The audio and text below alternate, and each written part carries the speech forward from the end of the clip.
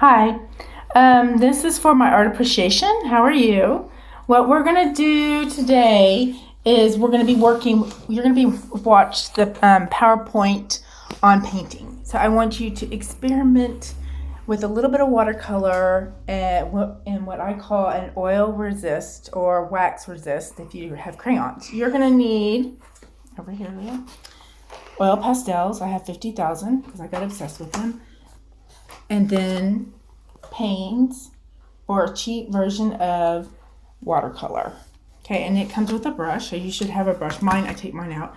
You're going to need a pencil, and it can be a school pencil.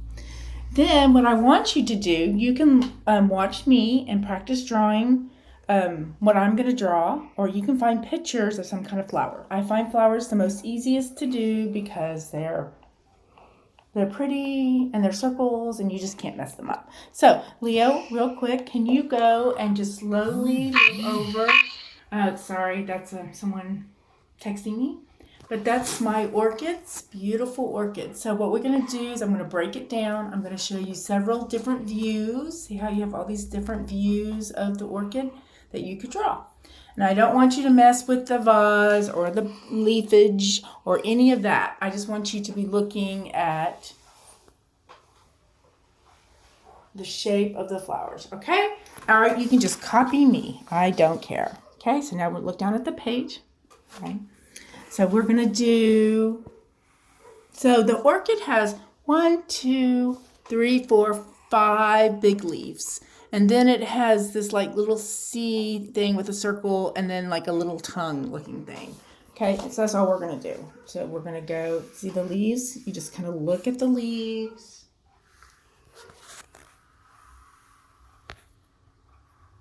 Good, thank you.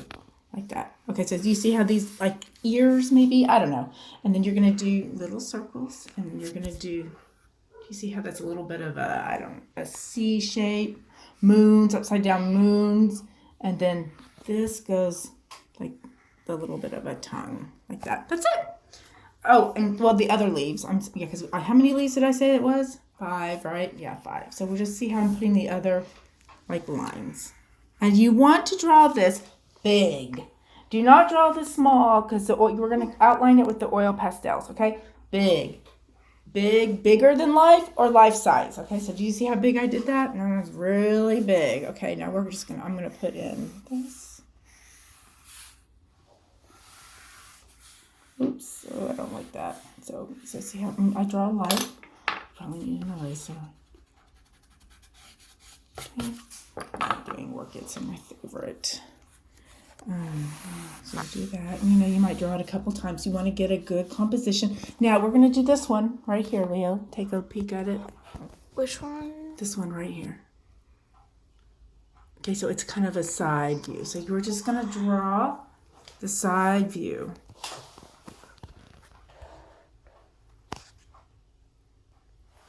Okay, yeah, thank you. And so then we're just going to do, I don't know, whatever this line is. So it's kind of like, oh, is that right? Kind of like, so I make mistakes too. I make it look easy, but I do these like every year. This is a seasonal thing for me. And remember, I've been drawing and painting for about 30 plus years, okay? So see, I'm just kind of looking at the shapes, the contours, like how we practiced last week. You remember how we talked about contours? That's how it helps me. So it's just these shapes. Then that's that inside part, that part right here. So it's on the side. And then here's that tongue thing, whatever that is. Like that. Okay, that's it. It doesn't have to really look like it at all. Leo, do the drawing because I think they need to see that. So you can just copy it. I don't care. It's perfectly fine. All right. And then I'm going to do one more. Okay, I'm going to do another side one. Okay, that's fine. Now watch me do it, okay? So you're going to I kind of look at it and I do the contour. So that's the outside part of it. And then here's another. And that one goes in like that. Then it's just a straight line because we're just doing kind of I don't know what that is. Just the thing is you don't want it to be mechanical. just kind of look at it, try to get the shapes. That's the inside part, this part right here. And then here are that weird tongue thing, whatever. Okay, 3 is great. 3 is great. Then we're going to find an oil pastel. I think. No. My suggestion is that you do it pretty hard because the idea is that oil and water don't mix. And these are all pretty... So it makes an outline? Yeah, and so basically the water, when you paint it, that other color won't go through. Okay? And I would do either a really nice light color or a very nice dark color. I'm going to do a very nice dark color. And I think I'm going to do one that's pink. I don't know. Try to limit the number of colors you use, okay? I would only maybe use 2. I had another student do it, and she did every flower a different color, and that's just not reality. You want it to look kind of like the flower itself, okay? And you can choose to, like, I'm going to color these ones back here, fill them in. But don't fill all of it in because then you won't have anywhere to paint. So that's kind of fun, right? Oh, there we go. Ooh, pretty. You can never go wrong with an orchid. And then this one, I'm just going to keep it the same color. Keep it simple. And if we were having class, I was going to bring all this stuff for y'all. But you're going to have to go get it. It'll give you something to do.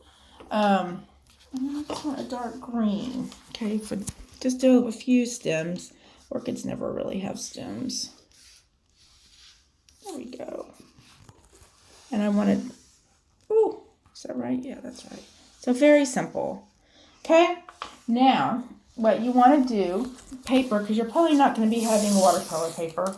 So you're going to use typing paper, so you need to tape it down. If not, just do the best you can, okay? No worries here. Ooh, you know what I want to do? I think would be nice. Oh, this is so me. I'm going to put in one. So see how it makes a circle composition?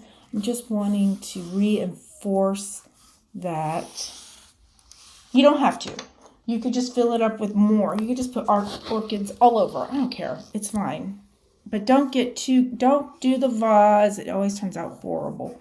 But you want to do simple lines.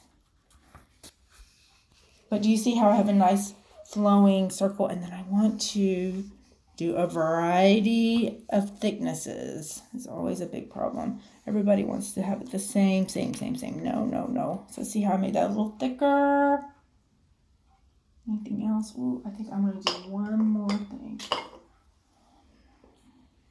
Do I really? Yeah, I do.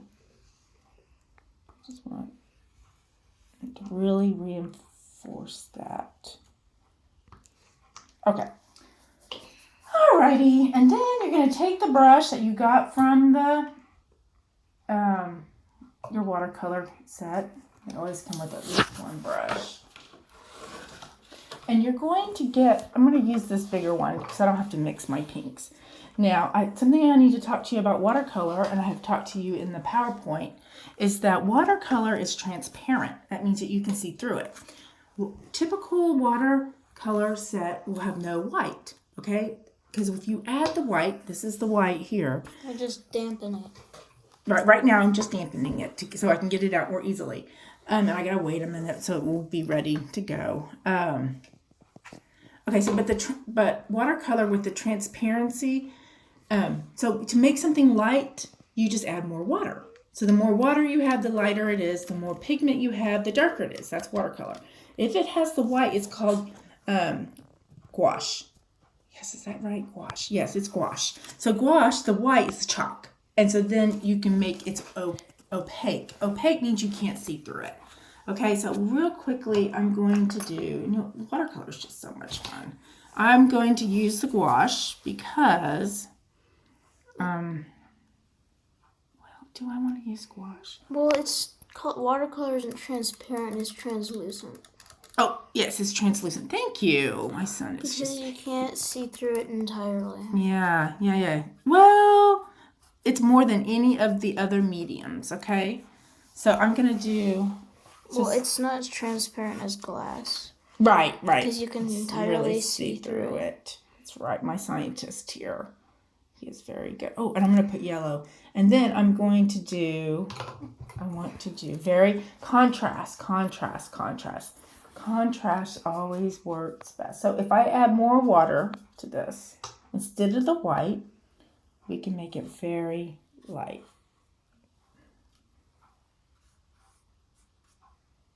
Okay. And remember, the beauty, I think, of watercolor is that it, you leave the white of the paper to make it, I have to think, I can't talk and paint at the same time, to make it look like light is shining off of it. Once you paint it, you can't get the white back. Okay, ew, I don't like that color. Do you like that color?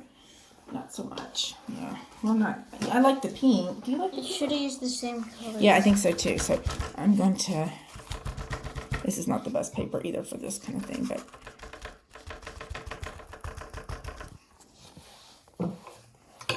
I agree with Leo. He is on it.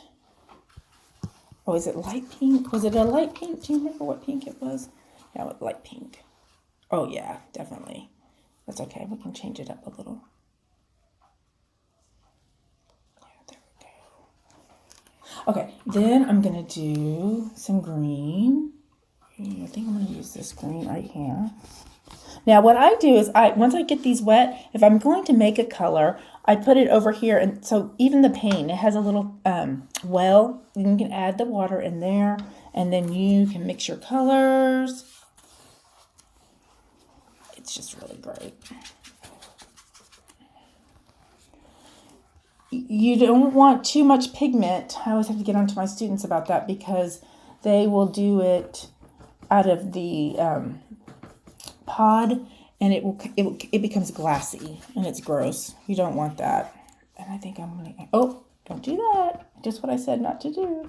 So I'm gonna do a little bit here, and then see how I add it there.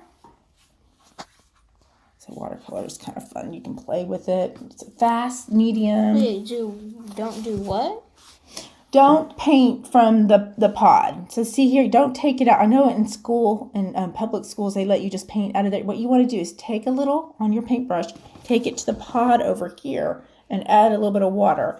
If you take it directly out of here, have you ever seen your paintings where it gets really shiny? Mm-hmm. That's how I know that the kid didn't put it into their the water well. Cool, right? How did I know that? And this paper's not that great, so do you see how it's kind of buckling? Don't like that, but that's okay. But I want a kind of a military green, so I'm going to take this green here, and then I'm going to take a little bit of brown.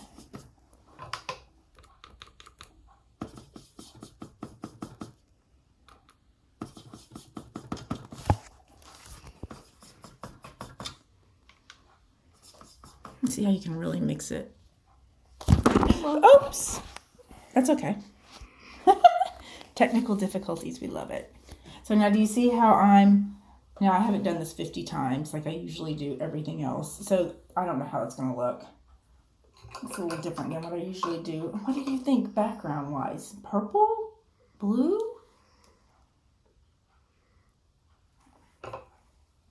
I'm asking you, Leah, what do you think? What do you mean? What color the background? I don't know. Green. Green. Or brown. Okay, brown. Okay, so I'm gonna take brown, and I'm gonna add a little bit of purple to it. I always like my browns to be a little edgy. Okay, and then I'm just going, ooh.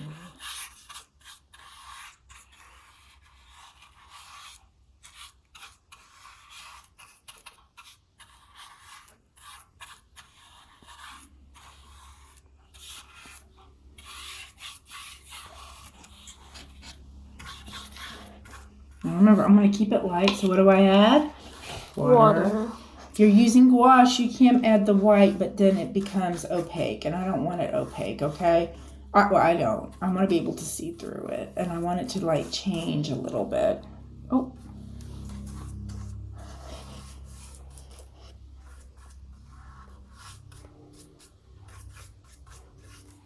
okay. That's it. That's all I want. And what I want you to do is then to take a picture of it, either with your cell phone, and you can upload it to Canvas or upload it to my email or text it to me. I don't care. And I've been saving everyone's contact name. So once you've texted me, I have your name and I will give you your grade. And just do the best you can. Try it out. Play a little bit. And this is painting. All right. Thank you so much.